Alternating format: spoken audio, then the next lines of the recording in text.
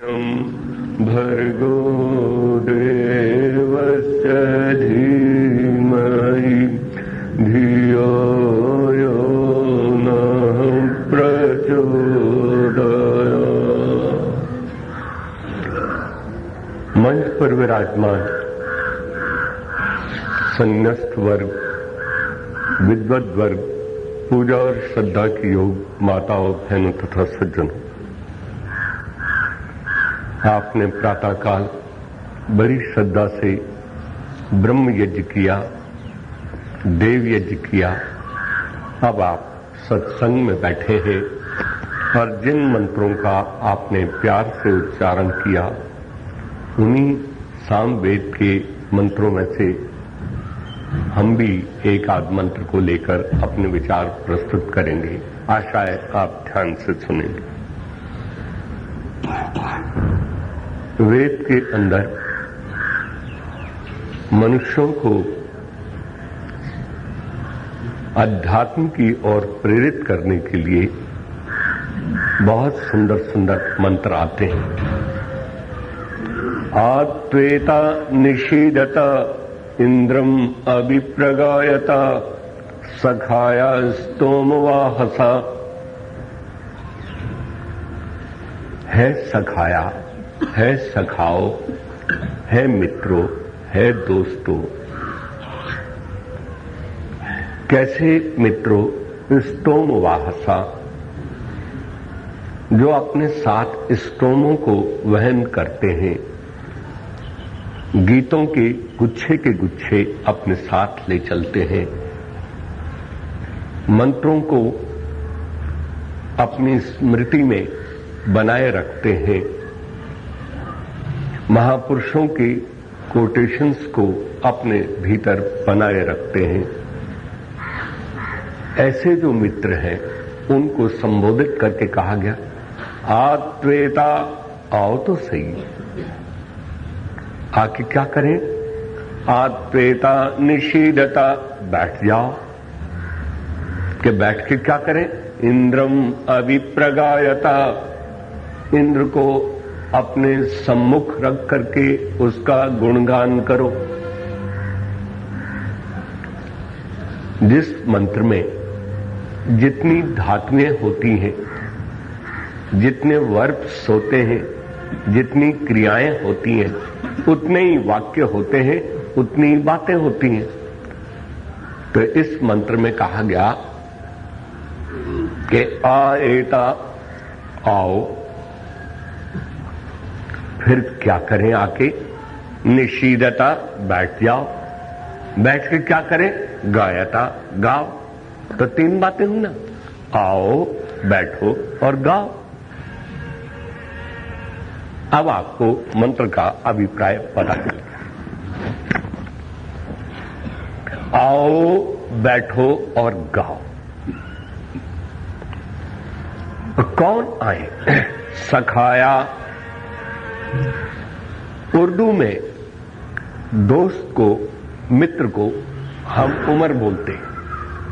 यह हमारा हम उम्र है, यह हमारा मित्र है। उनकी दोस्ती काल को देख करके, और मित्र को दो गुणों से मित्र कहा वेद में। भर्तृहरि जी ने उसमें 6 गुण कर दिए कि मित्र कैसे होते हैं, मित्रों के स्वभाव कैसे होते हैं। लेकिन वेद का शब्द बहुत सुंदर है सखाया, है सखायो, है मित्रों, है दोस्तों। सखाया किसको बोलते हैं? समानम ख्यानम ये शाम ते सखाया, जिनके गुण कर्म स्वभाव समान होते हैं, जिनके ज्ञान का स्तर समान होता है।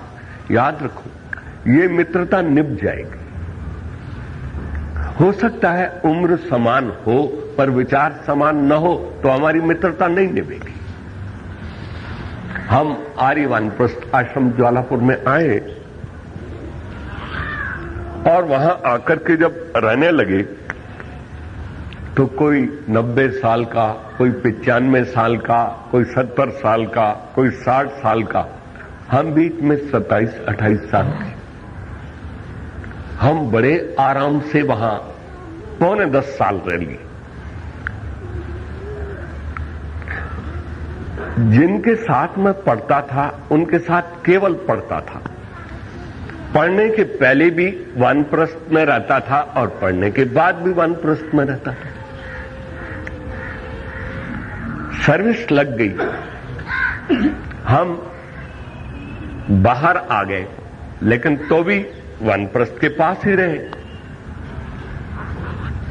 कईयों ने कहा अब तो आपको वहां रहना चाहिए। ठीक है, विद्यार्थी काल में आप छात्रावास में नहीं रहे, वानप्रस्थ में रह गए। अब तो तुम पढ़ाते हो, तुम्हारा संबंध टीचर्स के साथ है, अध्यापकों के साथ है। अब तो तुम यहां रहो। फिर भी हम आर्य वानप्रस्थ आश्रम ज्वालापुर के पास ही रहे। इधर भी आश्रम जैसे आप रहते हैं। तो फिर हम रीडर बन गए, तो भी वहां रहे। फिर आचार्य पद का भार आया, तब उन्होंने कहा अब तो आप आचार्य बन गए, अब तो आपको यहीं रहना चाहिए। अब आपकी जिम्मेवारियां भी हैं। अगर आचार्य यहीं नहीं रहेगा, उपकुलपति यहीं नहीं रहेगा, तो कैसे काम चलेगा? तो मैंने 3 शर्तें रखी थी। पहले तो मैं माना ही नहीं, 45 दिन तक बात ही चलती रही। अंत में माना तो मैंने कहा नंबर 1, मैं यहां नहीं रहूंगा, मैं वहीं रहूंगा जहां मैं रहता हूं। और 2 शर्तें थी जिनका इस प्रसंग से कोई वास्ता नहीं, इसलिए उनको मैं वहीं छोड़। उन्होंने तीनों शर्तें मान ली। बहुत दिनों तक मकान खाली रहा। फिर सीनेट में चर्चा रही कि इनको यहां रहना चाहिए। मैंने कहा ये पद वापस ले लो, मुझे नहीं चाहिए। तो सारी सीनेट में फिर वो चुप हो गए। उन्होंने कहा इनको खबर कैसे मिलेगी? मैंने कहा आप जब मीटिंग में इकट्ठे होंगे तो मैं पहले ही आपको वर्तमान मिलूंगा। और कुलपति जी ने कहा खबर की बात है ना, यहां तो किसी दूसरे घर में बताना पड़ेगा, मैं अभी फोन लगा देता हूं, एकदम खबर पहुंच जाएगी। कहने का अर्थ यही है कि 27.5 साल सर्विस करने के बाद भी मैं वानप्रस्थ में रहा। मेरे कुलीग पढ़ाते थे, लेकिन मेरा मन वहीं लगता था। जिनसे आहार मिलते हैं, जिनसे विचार मिलते हैं, जिनसे गुण कर्म स्वभाव मिलते हैं, वहां रहना आसान होता है। और कैसी भी आयु से बढ़कर के वेद कहता है समानम ख्यानम ये शाम ते सखाया। जिनके ज्ञान का स्तर एक हो, जिनके विचारों का स्तर एक हो, जिनके खान पान एक से हो, वहां आदमी दीर्घ काल तक रह सकता है। इसलिए वेद ने कहा सखाया है मित्रों। याद रखो, उन लोगों में बैठो जिनके साथ तुम्हारे विचार मिलते। अब तुम्हारे विचार नहीं मिलते। एक आदमी है ना, तो ऐसे स्थान पर गया, वो प्रभावित हो गया। उन्होंने प्रातःकाल संध्या यज्ञ शुरू कर दिया। तो उसकी माताजी ने छोटे बेटे को कहा बेटा तुम्हारे भैया ने ब्रह्मयज्ञ और देव यज्ञ प्रारंभ कर दिया है, इसलिए उनको तो जरा देर लगेगी। तू चाबी ले जा, दुकान खोल लेना, पानी वानी ले जाना और भी जो कुछ। कह रहे मां तो भैया आज दुकान पर नहीं जाएंगे? नहीं जाएंगे, बाद में आएंगे, क्योंकि वो संध्या कर रहे हैं या ध्यान कर रहे हैं। मां काम से बचने का भैया ने बहुत अच्छा तरीका सोचा है। अब पता नहीं आंख बंद करके किसी को गाली दे रहे हैं, क्या कर रहे हैं, बस आंख बंद करके बैठ गया। अब ये दुकान पे नहीं जाएंगे, अब हम जाएंगे। कह रहे मां कल से संध्या मेरी भी शुरू। अब इसने कहा ये संध्या इसलिए प्रारंभ नहीं कर रहा है, बल्कि इसलिए कर रहा है कि यही दुकान पे जाए, मैं काहे को जाऊं। फिर भैया उठे कि भाई साहब ये अच्छा ढोंग तुमने रख रखा है दुकान से के काम से बचने का, अब मैं ही जाऊं, मैं ही झाड़ू लगाऊं, मैं ही पानी छिड़काऊं, आदि आदि। कह रहे भले आदमी, इतनी देर तक तू 2 घंटे लगाता है, हवन करता है, ध्यान करता है, संध्या करता है, पता नहीं क्या क्या करता है, और हमें भी क्या पता है कि क्या करता है। चलो हवन तो तेरा समझ में आया, कुछ किया, लेकिन पता नहीं संध्या में तू क्या करता है, किसी को गाली देता है, किसी की निंदा करता है, या अपने कुछ और प्रोग्राम करता रहता।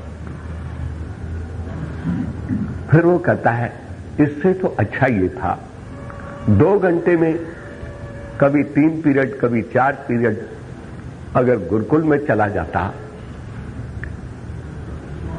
तो 2 साल में 1 MA तो कर ही लेता। 6 साल से मैं तुमको देख रहा हूं, वही अग्नेय स्वाहा, सोमाय स्वाहा, ओम ऐन तेजमा, तेरे वही मंत्र हैं, वही तू है, वही सामग्री है, वही घी है, और वही तेरी समिधाएं हैं।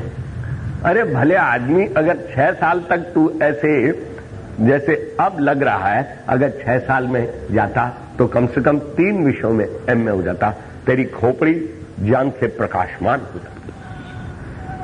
अच्छा भैया छोड़ो फिर इसको, तो ऐसा कहता है तो मैं 2 घंटे पढ़ लेता हूं। अब पढ़ के उन्होंने 2-3 विषय उन्हें MA भी कर लिया। वो बेचारा दुकान में, चलो भाई पढ़ तो रहा है।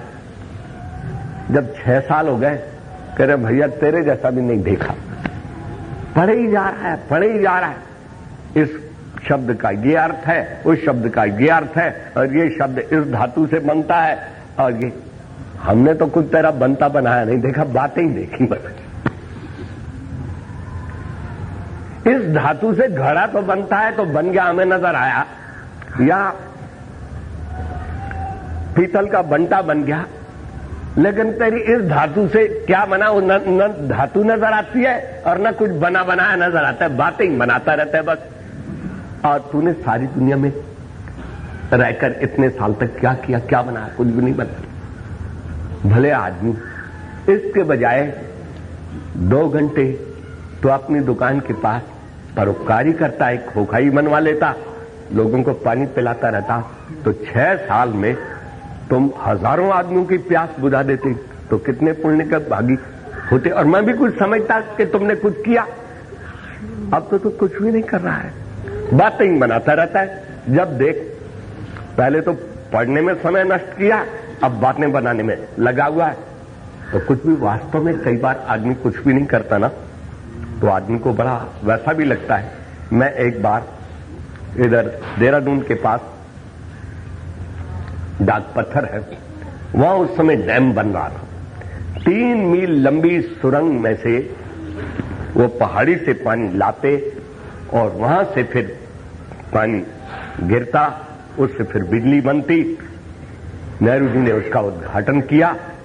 जब वो बन रहा था तो मुझे एक सज्जन ले गए, उन्होंने कहा आओ तुम्हें दिखाऊं कि इंजीनियर कितना कमाल करते हैं। उस सुरंग को खोदते हुए जब मैंने उनको देखा, उनका काम देखा, उनकी मेहनत देखी, कैसे गोलों से पहाड़ को तोड़ते हैं, फिर तोड़ करके सारे गर्डर लगाते हैं कि कहीं पहाड़ नीचे न गिरे, तो सारा देख करके उस दिन मुझे बड़ी निराशा हुई। मुझे जो सज्जन ले गए थे, कह रहे मैं तो आपको इसलिए ले गया था कि तू ये सब देख करके प्रसन्न होगा, तू तो उदास हो गया। तो मैं बहुत ही उदास हो गया और अपने को कोसने लगा, तूने क्या किया, आज तक तू बातें ही बनाता रहा, इस शब्द का ये अर्थ है, इस शब्द का वो अर्थ है, अब ये देख कितना कमाल किया। जब यहां से पानी 3 मील लंबा आएगा और जब वो गिरेगा उससे विद्युत पैदा होगी, तो चारों ओर के जो नगर हैं वो प्रकाशमान होंगे, चक्कियां चल जाएंगी, मिलें चल जाएंगी, फैक्ट्रियां चल जाएंगी, घर प्रकाशमान होंगे, पंखे चल जाएंगे, हीटर चल जाएंगे, न जाने कितना बड़ा लाभ होगा। और तूने क्या किया? तो मैं बहुत उदास था। मैं चला गया। अचानक मुझे 1 आध महीने के बाद फिर जाना पड़ा। और जब जाना पड़ा तो जहां पर वो सुरंग बनी थी, उस सुरंग के सामने एक तो रेस्ट हाउस को जगह मिल गई और एक आर्य समाज को थोड़ी सी जगह मिल गई, बिल्कुल सामने दिखता है। तो उन बेचारों के पास पैसा तो थोड़ा था, जगह मिल गई और कुछ नहीं बनाया। 4 दुकानें बना दी और टीन का शेड डाल दिया। उसमें एक बड़ी सी थी, उसमें अपने वो आर्य समाज लगाते थे। तो पता नहीं उनको पता लगा, उन्होंने कहा आप आए हैं तो हमको कुछ सुना दो। अब उस दिन मैं बोलता रहा और मैंने एक विषय लिया, ब्रदरहुड, भ्रातृत्व क्या होता है। लगभग घंटा या 5-7 मिनट ऊपर नीचे जो भी मैं बोला, बोलने के बाद एक बहुत बड़े इंजीनियर थे, जो इधर इंजीनियर थे, इधर आर्य समाज के मंत्री थे, एकदम खड़े हो गए। खड़े होके कहते हैं आज तो हमको बड़ा आश्चर्य हुआ। मैंने कहा क्या आश्चर्य हुआ? उन्होंने कहा कि देखो हम तो समझ रहे थे वेदों में केवल भगवान की बात ही लिखी होगी,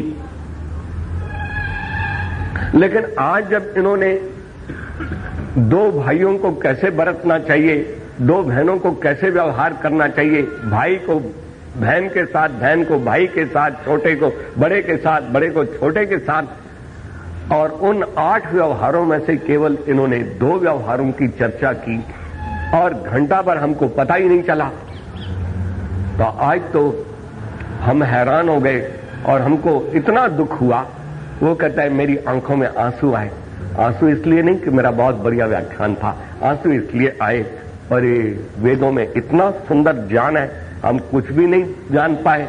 हम तो केवल लोहे में, पत्थर में और मट्टी में ही अपना जीवन बर्बाद कर दिया। तो उनकी आंखों में आंसू। बाद में शांति पाठ हुई तो मैं उनके सामने खड़ा हो गया। ठीक 1 महीने पहले मेरी अवस्था यही थी जो आपकी है।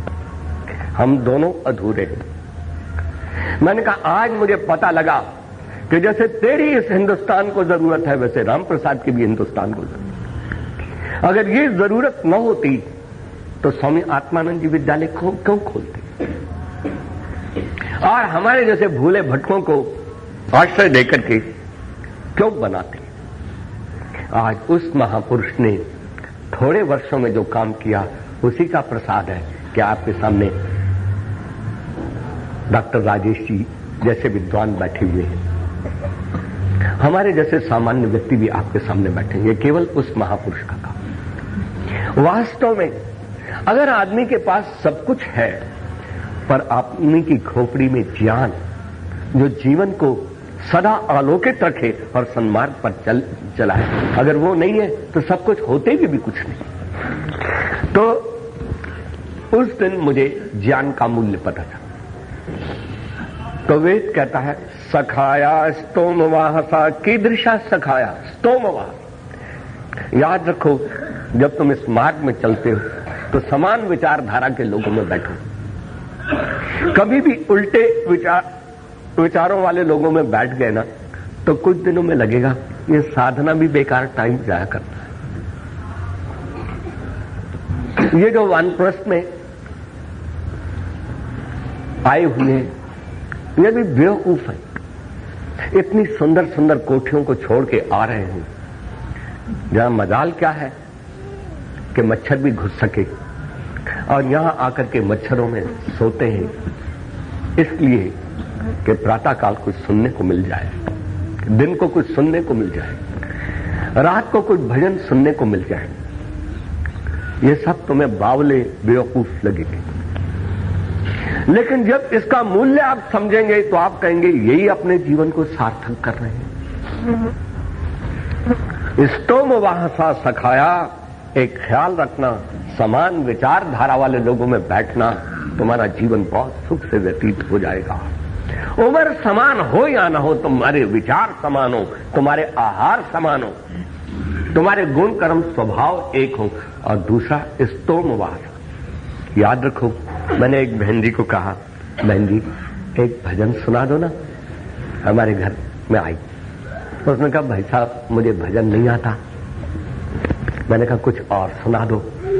कह रहे वो भी नहीं आता। मैंने कहा तुम्हारे पर्स में क्या है? भगवान की दया से बहुत से रुपए हैं। मैंने कहा इन रुपयों को ढो करके क्या करोगे?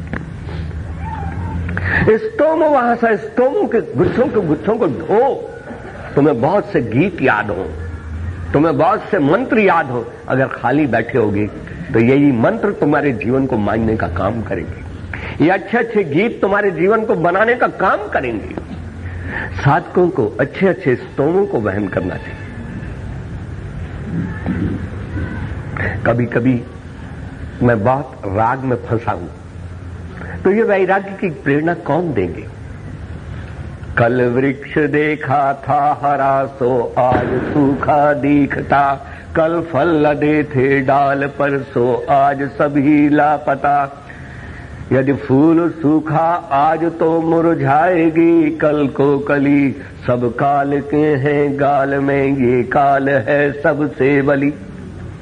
जब तुम राग में फंसे होगे तो कभी ऐसा गीत आ जाएगा तो तुमको वैरागी बना करके आराम से संध्या में बिठा दे। नहीं तो संध्या के समय जब प्रभु की याद आनी चाहिए, जब हमको अपनी पत्नी की याद आने लगी, बच्चों की याद आने लगी, तो मोह बाधक बन गया ना। हमको उस समय दुकान याद आ गई तो लोभ बाधक बन गया कि नहीं बन गया? मैं जिन महलों को बना रहा हूं, कल जब मेरी आंख बंद होगी कहां होंगे ये महल? तो इसीलिए इस प्रकार के गीतों को याद करो, ये तुम्हारे काम आएंगे, ये तुम्हारा पाथेय है। इनको ढो। आप उठना नहीं चाहेंगे, आंख खुल जाएगी और आपको एक गीत याद आ गया, अमृत वेले जाग अमृत बरस रहा, आलस निद्रा त्याग अमृत बरस। तो प्रेरणा दे देगा कि नहीं? वेद तुम्हें प्रेरणा देगा। हम कब उठे?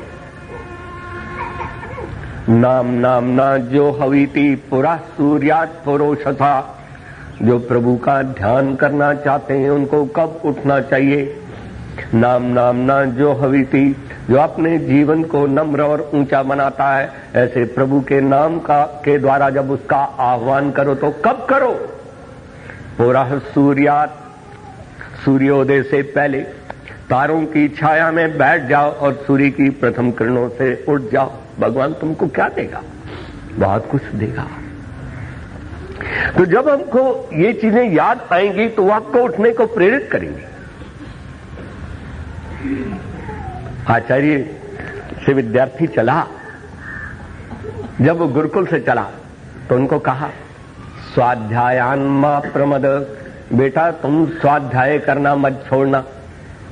क्या आचार्य जी 25 साल तक पढ़ पढ़ करके तो थक लिए, और अब घर को चले फिर बता दिया कि स्वाध्यायान मा प्रमद, स्वाध्याय में प्रमाद मत करना, और स्वाध्याय प्रवचनाभ्याम मा प्रमद। अगर स्वाध्याय में कोई अच्छी बात लगे तो दूसरों को बताए बिना कभी भी मत रहना।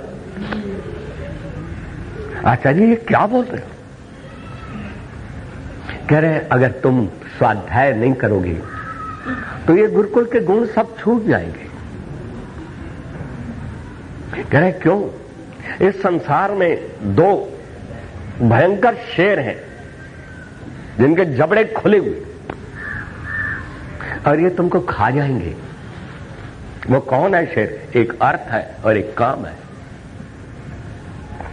अर्थ तुम्हें खा जाएगा, काम तुम्हें खा जाएगा। जो तुम अर्थ देखोगे तो आप कहोगे मेरे पास बहुत होना चाहिए, और उसी के लोभ में तुम लग गए तो फिर संध्या में भी अर्थ कमाना चाहोगे, रात को सोते हुए भी अर्थ कमाना चाहोगे, उसी के पीछे लग जाओ। अर्थ कमाने में आदमी सब भूल जाता है कि नहीं भूलता? एक आदमी हमारी तरफ था तो उस जगह का नाम था बिरिकोट। तो उसके अंदर कपड़ा बेचते थे। कपड़ा आदमी बेचता ही है, कपड़े के कई दुकानदार होते हैं। तो आज के जमाने में तो आदमी कैंची से कपड़ा काट देता, लेकिन उस जमाने में कौन कैंची ना मिली तो अपना कपड़ा दोनों उंगलियों से यूं काट देते। अब दिन को तो आदमी कपड़ा बेचता है, तो वो आदमी रात को भी अपना ग्राहक से बात कर रहा था, तो सपने में ग्राहक से सौदा पट गया होगा, तो पटने के बाद वो दूसरा आदमी पास ही सो रहा था, तो वो कहता है कि अब तो भाव तय हो गया। तो पश्तो भाषा में बोलता है सिरिकम सिरिकम सिरिकम, इसका मतलब है अब तो मैं कपड़ा फाड़ लूं, अब तो कपड़ा फाड़ लूं, अब बताओ तो सही ना, कपड़ा फाड़ लूं। उसने बतला दिया होगा सपने में कि फाड़ दे। तो उस बेचारे ने अपना कुर्ता ही, और तो कोई था ही नहीं, तो कुर्ते को ज्यों फाड़ा और सारा फाड़ दिया। तो सुबह अपनी पत्नी को पूछता है कि मेरा कुर्ता किसने फाड़ दिया? कि तू दिन को तो कपड़े बेचता रहता है, रात को भी कपड़े बेचता है, तो अपने कुर्ता फाड़ दिया। देखो, लोग सपने में भी अर्थ कमाने की तरफ लग गया। एक आदमी के यहां मैं ठहरा, तो हिमाचल में रहते थे, तो दिन को सब चीजें तो बेचते ही थे, उनकी दुकानों पे कपड़ा भी, बिसाती भी, बहुत सी चीजें होती थी। तो सारा सौदा ले लिया होगा, तो अंत में वो कहते हैं भाई साहब छतरी भी लेनी कि नहीं लेनी? तो अब पता नहीं क्या हुआ, सपने में तो मैं जागा हुआ था, मैं प्रातःकाल के मंत्र बोल रहा था। मैंने कहा भाई साहब आपको दिन भर छतरियां बेचते हुए चैन नहीं पड़ा, अब रात को भी सपने में भी छतरियां ही बेचते। जब आदमी के अंदर अर्थ का लोभ समा जाता है, फिर सपनों में भी वो बेचता है। तो अर्थ और काम, फिर जब धन कमाता है, उसे कार खरीद लूं, उसे कोठी खरीद लूं, उससे अब कोठी में तो ये जो चिप्स हैं ये पुराने जमाने का हो गया, अब इसको उखाड़ो और इसमें संगमरमर लगा। तो मैं अर्थ और काम इन दोनों के पीछे लगा रहता हूं, और इसी में मेरे सारे जीवन का समय बर्बाद होता है। अब कामना देखो, एक व्यक्ति बारात में गया, बारात में बहुत सेवा करी बेचारे ने, किसी ने कहा रोटी खा लो, कि बस मेरा रोटी को तो मन नहीं, करे कुछ खा लो। अच्छा फिर खिलाने ही चाहते हो तो थोड़ी सी आइसक्रीम दे दो। वो आइसक्रीम की तरफ गए तो कह रहे आइसक्रीम तो खत्म हो गई। तो उसने कहा एक आइसक्रीम की इच्छा की, वो भी कमबख्त सारे खा गए। देखो, इच्छा पूरी नहीं हुई तो उनको कमबख्त बोल दिया, और वैसे खिलाता रहा तो ये भाई हमारे आओ भगत हैं, मेहमान हैं, आज हमारा सौभाग्य। और फिर उनको कहा एक आइसक्रीम की इच्छा की, वो भी कमबख्त सारे खा गए। उसको हम देखते हैं, वो बेचारा उदास हो गया, करे और कुछ खा लो, बस करे एक ही इच्छा की, बस वो रहने दो, नहीं तो और कुछ चाहेंगे वो भी खत्म ही मिलेगा, करे कुछ ना खाते। सो गया बेचारा बड़े अरमानों में। रात को स्वप्न आया, वह हमको बतलाता है भाई साहब हमने रात को एक बहुत बढ़िया सपना देखा। मैंने कहा क्या देखा? क्या हमारे सामने आइसक्रीम का ढेर लगा हुआ था। फिर मैंने क्या किया? आपने क्या किया? मैं तो दबादब खाली खाऊंगा आइसक्रीम। मनुष्य अपनी इच्छाओं को दिन में भी पूरा करता है, स्वप्नों में भी पूरा करता है। आचार्य ने कहा ये दो, अर्थ और काम, ये दोनों तुमको निगल जाएंगे और तुम्हारी संध्या भी साफ हो जाएगी, हवन भी साफ हो जाएगी। इसलिए कई गुरुकुल से ब्रह्मचारी निकले, उनका ये खेल खत्म हो जाता है। पहले उसके अध्यात्म पर हमला होता है, फिर यज्ञ पर हमला होता है। हमारी हरिद्वार में एक बहन जी है, बहुत भक्त है, बेचारी शिव जी की उपासक है। रात को टीवी देखती रही, सुबह सवेरे देर में उठी, उधर स्कूल की घंटी बजी तो शिव जी को कहती है, कहे शिव जी महाराज हेलो हेलो, आज मेरे पास फुर्सत नहीं है, मुझे बहुत जल्दी जाना, फिर कभी कर दूंगी तेरी उपासना। शिव जी को भी हाथ दिखा दिया, आज करे इसी में ही गुजारा कर, हेलो हेलो पर, फिर मैं तेरी उपासना करूं। तो जीवन के अंदर ये अर्थ और काम, टीवी और निद्रा हमारे सारे समय को खाता। इसलिए जब हम वेद को पढ़ेंगे, आचार्य बोलता है स्वाध्याय में प्रमाद मत करना। जब तू स्वाध्याय करेगा तो ये स्वाध्याय ही तो तुमको बताएगा कि कब उठना चाहिए। कह रहे बेटा तू जाएगा इस गुरुकुल में, उठने की घंटी बजती है, बजती है कि नहीं बजती? उठने की बजती है, व्यायाम की बजती है, संध्या उपासना और यज्ञ की बजती है, और फिर प्रातः काल के नाश्ते की बजती है, और फिर प्रातराश के बाद पढ़ने की भी घंटी बजती है, फिर भोजन की भी घंटी बजती है, फिर शाम को व्यायाम की भी घंटी बजती है, फिर संध्या उपासना और यज्ञ की घंटी बजती है, और फिर सोने की घंटी बजती है। बोलो तुम्हारे चांदपुर में किसी घर में घंटी बजती है सुबह जागने की? ना, नहीं बजती। उठने की नहीं बजती, सोने की नहीं बजती, खाने की नहीं बजती। खाने की बजती है? खाने की बजती है। कहां पर? यहां पर या घर में? हाँ, आश्रम में बजती है ना। घर में नहीं बजती। घर में मैं देख रहा हूं, एक 4 बजे खा रहा है, एक 2 बजे खा रहा है, एक 12 बजे खा रहा है, एक 8 बजे सो रहा है जो बच्चा है, दूसरा 9 बजे सो रहा है, तीसरा 12 बजे सो रहा है। न सोने का नियम, न उठने का नियम, न खाने का नियम, न पीने का नियम।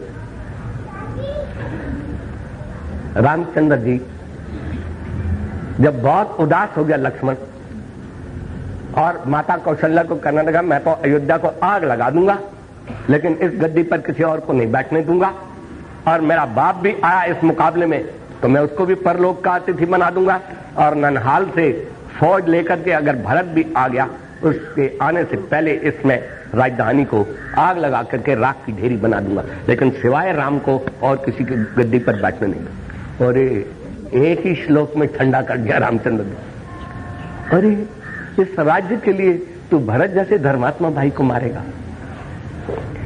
ऐसे कई राज्य देकर के भी लक्ष्मण भरत जैसा धर्मात्मा भाई नहीं मिलेगा। तो शहर के ऊपर इतना दीवाना है, तुमको मालूम नहीं जंगल में क्या मिलता है। जंगल में इंसान बनता है, हमारा सौभाग्य है। फिर संध्या करने का, उपासना करने का, स्वाध्याय करने का, मनन करने का, चिंतन करने का एक नया सौभाग्य मिलेगा। चलो लक्ष्मण, जंगल में आदमी बनता है, और उसने कहा शहर में तो आदमी बिगड़ता है। क्योंकि शहर में आदमी बिगड़ते हैं कि बनते? जंगल में इंसान बनता है। उसने कहा भैया फिर आप अकेले थोड़ी जाएंगे, फिर हमको भी ले चलो। वो भी साथ गए। तो याद रखना, हमारी संस्कृति है ही जंगलों की। जंगलों में वास्तव में आदमी प्रभु के बहुत नजदीक रहता है। इसलिए बेटा तुम स्वाध्याय करते रहोगे तो ये जो तुम्हारा स्वाध्याय है ये घंटी बजाता रहेगा। ब्रह्मे मुहूर्ते उद्बुद्धेत। जब मनु जी का ये वाक्य तुमको याद आ जाएगा, फिर बिस्तर तुमको अपने मुंह में फंसा नहीं सकेगा। और जब वेद का ये मंत्र तुम्हें याद आएगा कि नाम नामना जो हवीति पुरः सूर्यात, जो उस प्रभु के उत्तम नाम के द्वारा उसका आह्वान करता है, तो वो कब करता है? सूर्यात पुरा, सूर्योदय से पहले, बिफोर सनराइजिंग वो उठता है, तारों की छाया में बैठ जाता है, और सूर्य की प्रथम किरणों के साथ अपना जप है, तप है, सब समाप्त करके फिर अपना यज्ञ प्रारंभ करते। और वो कहता है, वेद के अंदर उषा माता से किसी ने पूछा तू काहे को सुबह चल देती है? कह रहे मेरे बच्चे सो रहे हैं ना, मैं इसलिए निकलती हूं कि मैं इन बच्चों को जगा दूं। कह रहे जब बच्चे जग जाते हैं तो तू क्या करती है? कह रहे जब बच्चे मां के जगाने से जग जाते हैं तो मां उसकी पीठ पर हाथ फेर करके उसको शाबाश देती है कि बेटा तुम खूब उन्नत हो। बस मैं भी ऐसा ही आशीर्वाद दे जाती। अच्छा, ऐसे आदमी बहुत ऊंचे उठते हैं, लेकिन जो इससे भी ज्यादा ऊंचा उठना चाहते हैं, वेद माता उनको और सवेरे उठाना चाहती है। पूरा है सूर्यात पुरोषथा, है उषा माता, अगर तेरे जगाने से पहले ही कोई जगा हुआ मिल जाए और ओम बोले ओम प्रातरग्निम प्रातरिंद्रम हवामय, इस प्रभात काल की शुभ वेला में प्रातरग्निम जिससे ज्ञान के स्रोत प्रवाहित होते हैं, मैं उस प्रभु का आह्वान करता हूं। प्रातरिंद्रम हवामय, और जिससे शक्ति और ऐश्वर्य के स्रोत प्रवाहित होते हैं, मैं उस जगत सम्राट परमेश्वर का आह्वान करता हूं। कह रहे उनके बारे में तुम्हारे क्या ओपिनियन है? उन्होंने कहा जो मेरे जगाने से पहले ही जग जाते हैं और उस प्रभु का आह्वान करते हैं, ऐसे व्यक्ति को तो मैं भी प्रणाम करती हूं। और मेरे पास कोई स्केल नहीं, कोई पैमाना नहीं कि वो अपने जीवन में कितने ऊंचे उठेंगे। वो इतने ऊंचे उठेंगे कि मेरा कोई पैमाना नहीं कि मैं उसको नाप सकूं। देश स्वामी आत्मानंद जी की आप चर्चा करते थे। वो 2:30 बजे उठ करके नहा धो करके अपनी कुटिया में बैठ जाते थे और इधर हम प्रातः काल की 4 बजे हम उठे, व्यायाम किया, स्नान किया, संध्या की, संध्या के बाद यज्ञ किया, यज्ञ के बाद वेद पाठ किया, भजन गाया और इसके बाद जब हम प्रातः काल जो नाश्ता मिलता था उस प्रातराश करने के लिए गए और हम खा ही रहे होते, तब स्वामी आत्मानंद जी अपना ध्यान समाधि आदि की से निवृत्त होकर के आते थे। तो वो कहते पुरा सूर्यात पुरोषसा उषसा अपि पुरा, जो अपने जीवन को बहुत ऊंचा उठाना चाहते हैं उनको ये उषा माता नहीं उठाती, बल्कि उषा माता का वो स्वागत करते हैं और वो उस समय उठ करके उस प्रभु का आह्वान करते हैं। बोलो, वेद हमको उठने का टाइम भी बता। आचार्य कहता है जब तुम वेद पढ़ोगे, स्वाध्याय करोगे, महापुरुषों के कोटेशंस को याद करोगे, अच्छे अच्छे गीतों को याद करोगे, तो ये तुम्हें जीवन में रास्ता देंगे। स्तोम वहां सा सखाया, अपनी खोपड़ी में, अपने हृदय में ऊंचे ऊंचे वाक्यों को, मंत्रों को, श्लोकों को और भजनों को जब तुम याद करके ले जाओगे, ऐसे जैसे अंगूर के गुच्छे होते हैं, ऐसे तुम्हारे पास रहने चाहिए। और जब तुम उनको गाओगे वो तुमको जीवन देंगे। स्तोम वाहसा सखाया आत्वेता, आओ तो सही, जरा आओ तो सही, आके क्या करें? बैठो, बैठ के क्या करें? उस जगत सम्राट परमेश्वर का गुणगान करो। लेकिन आओ कैसे? वेद का जो आना है उसकी अपनी कीमत है। अंग्रेजी में बोलता हूं कम आओ, हिंदी में बोलता हूं आओ। बोलो इसमें क्या अर्थ है इसका? आओ मीन्स आओ, कम मीन्स आओ। लेकिन वेद के आने का इतना ही मतलब नहीं है। ऋषि दयानंद जी के शब्दों में गतेश त्रयो अर्था, गति के 3 अर्थ होते हैं। है स्तोम वाहसा सखाया, है स्तोमों को अपने हृदय में ढोने वाले, समान विचारधारा वाले साधकों, तुम आओ। लेकिन कैसे आओ? जब तुम आओ तो ज्ञान पूर्वक आओ।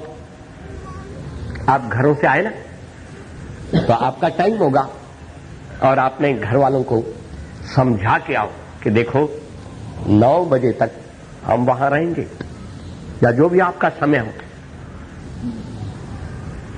हम पीछे को नहीं देखेंगे, हम आगे को देखेंगे। घर वालों को समझा के आओ और अपने को भी समझा के आओ। अरे आप यहां आगे, अरे मैं तो दूध ही चूल्हे पर रखा ही, जल जाएगा। अब क्या करूं? कोई फोन फान हो तो कर दूं, फोन नहीं है तो चलो किसी और को भगा दूं या खुद ही भग जाऊं। याद रखो, दूध छोड़ा है तो छोड़ ही दो। याद रखो, जब तुम आए तो तुम अपनी बहू को समझा के आओ कि बहू दूध का ध्यान रखना, बच्चों का स्कूल भेजने का ध्यान रखना, क्योंकि मैं तो 2 घंटे के लिए निश्चिंत होकर के जा रहा हूं। अपने को समझा के आना, उनको भी समझा के आना कि 2 घंटे तक मैं पीछे को नहीं देखूंगी, आगे को देखूंगी। और 2 घंटे तक मेरी इंतजार मत करना।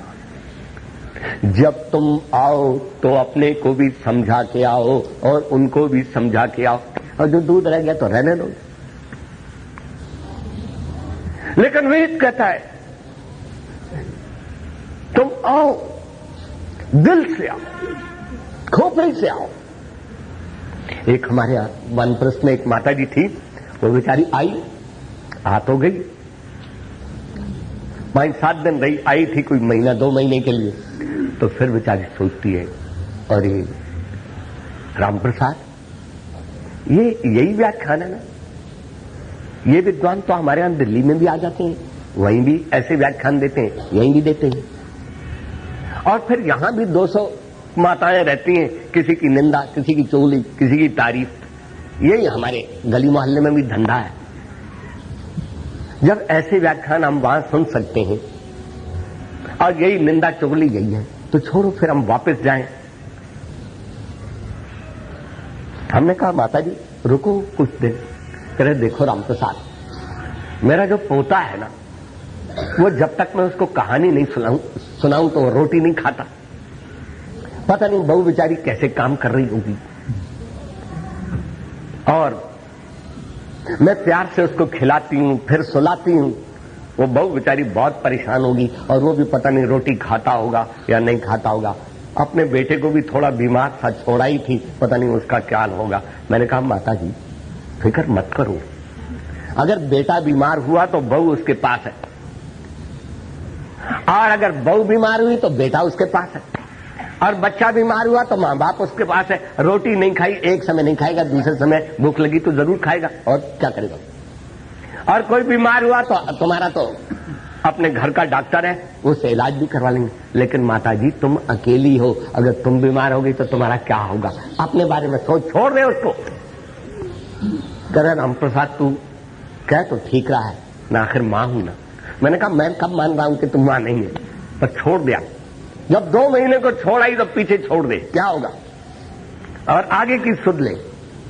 इतने में एकदम शाम को लेटर आ गया, और वो उस बहू ने लिखा कि तेरा पोता मुझसे संभाला नहीं जाता। मैं कहां से रोज रोज नई कहानी इसको सुनाऊं, और टुकर टुकर रोटी खिलाती रहूं, मुझको तो बहुत काम है। और अपने पोते को संभाल, मेरे से नहीं संभलता, न ढंग से रोटी खाता है न सोता है। तो उसने कहा अरे बेचारे को बहुत तकलीफ। तो कह रहे चलो दूसरे दिन सुबह सवेरे व्याख्यान सुन करके और फिर बस में चली जाऊंगा। और जब सुबह हुआ, कह रहे सुबह सुबह की बस में जा, व्याख्यान तो बहुत सुन लिए, इन पर आचरण हो जाए यही बात। तो बेचारी सुबह ही बस में चढ़ गई। याद रखो जब तुम आओ तो बहू को भी समझाओ कि 2 महीने तक मुझे चिट्ठी मत लिखना, और 2 महीने तक मैं भी नहीं लिखूंगी, भगवान ठीक रहे, मैं आगे बढ़ती रहूं और तू अपना पीछे से बात।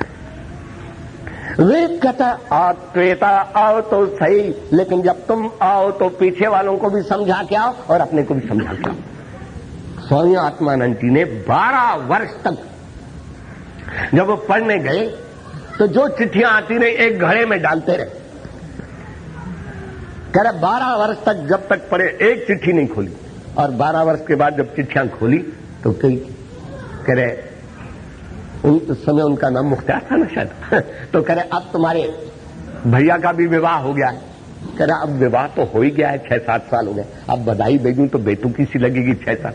फिर कह रहे उनका बच्चा भी हो गया, कह रहे उसको हुए भी 4-5 साल हो गए, अब बधाई दूंगा तो बेतुकी सी लगेगी। तो जो जो सारी चिट्ठियां पढ़ता गया और एक एक किनारे फैलता गया। देखो 12 वर्ष में कितना महान पुरुष बना। वो कभी आप इनसे पूछ लेना तो आपको पता चलेगा। याद रखो वेद कहता आत्रेता निषेधता, आओ तो सही। और ऋषिनारायण जी कहते हैं केवल ज्ञानी इसका अर्थ नहीं है कि तुम उनको भी समझा लो हमको। आत्रेता निषेधता गते श्रेयो ज्ञानम गमनम, जो चीज भी आओ पढ़ो उसके ऊपर आचरण करने के लिए आओ। You come with your planning, अपनी प्लानिंग के साथ आओ। मेरे पास ज्ञान भी होना चाहिए, मैं ज्ञान के अनुकूल अपने को भी समझा के आऊं, इनको भी समझा के जाऊं, और जहां मैं जाऊं मैं कुछ करने के लिए जाऊं। I have to do something, मुझे कुछ करना है, मैं कुछ करने के लिए आया हूं।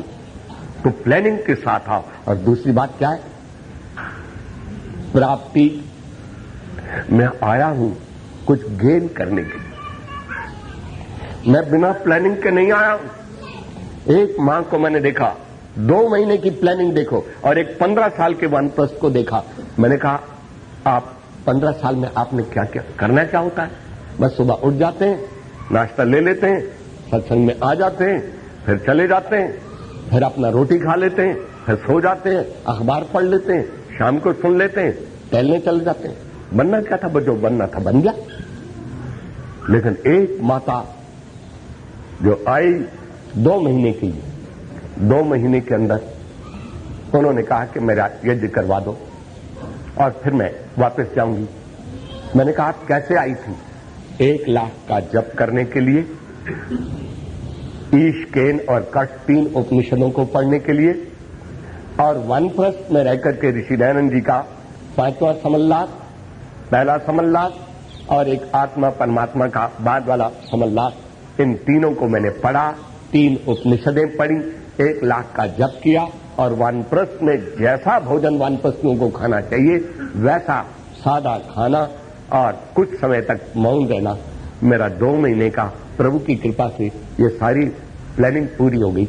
आज प्रभु का धन्यवाद करने के लिए यज्ञ करके मैं चली जाऊंगी। यूयम सर्वे सीदता, जब बहुत से सब बैठ जाओ, आप बैठ गए और आपने संध्या प्रारंभ कर दी।